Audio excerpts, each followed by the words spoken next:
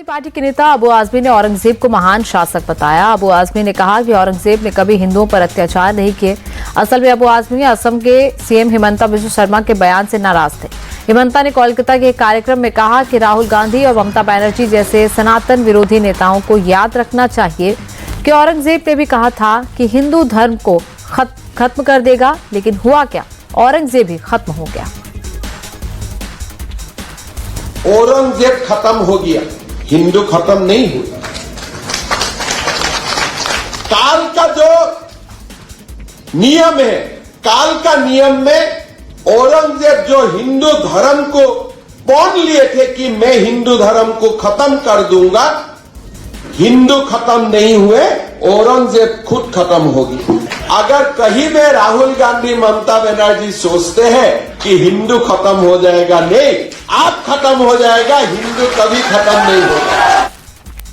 अबू आजमी को हिमंता का बयान नागवार गुजरा। उन्होंने कहा कि औरंगजेब हिंदू विरोधी नहीं था, उसने तो हिंदू मंदिर बनवाए, हिंदुओं की चिंता की, उन्हें इंसाफ दिया। उसके ही राज में देश सोने की चिड़िया बना। अबू आजमी ने कहा कि छत्रपति शिवाजी और छत्रपति संभाजी महाराज से औरंगजेब की लड़ाई धर्म को लेकर नहीं थी, बल्कि तो ये लड़ाई तो जमीन की लड़ाई थी। सब गलत हिस्ट्री दिखाई जा रही है। औरंगजेब रहमतुल्लाह अलैह ने बहुत सारी मंदिरें बनवाई हैं। औरंगजेब के ज़माने में भारतवर्ष जो है सोने की चिड़िया था। हमारी सरहद जो है अफगानिस्तान बर्मा तक बनी हुई थी।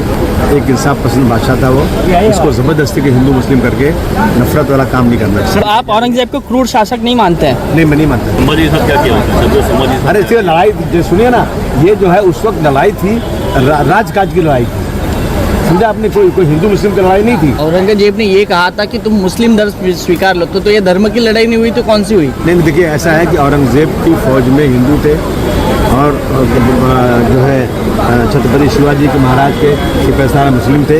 ये हिंदू मुस्लिम लड़ाई बिल्कुल नहीं।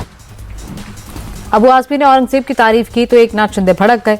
उन्होंने कहा कि जिस आदमी ने छत्रपति संभाजी को इतनी यातना दी, उन्हें मार डाला, छत्रपति शिवाजी जिसके खिलाफ आखिरी दम तक लड़ते रहे, अबू आजमी महाराष्ट्र में रहकर उसी औरंगजेब का महिमा मंडन कैसे कर सकते हैं? ये महापाप है, देशद्रोह है। उनका बयान बहुत ही गलत है और निंदाजनक है।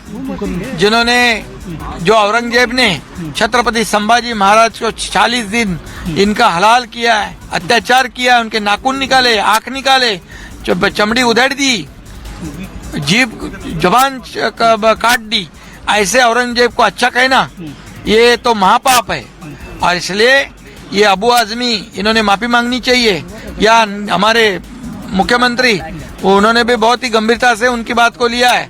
और निश्चित रूप से ऐसे अबू आजमी को जिन्होंने देशभक्त का अपमान किया है, शिवाजी महाराज, छत्रपति संभाजी महाराज, ये हमारे राष्ट्र पुरुष थे, ये राष्ट्र पुरुषों का अपमान है, इसलिए उनके ऊपर देशद्रोह का गुना दाखिल करना चाहिए।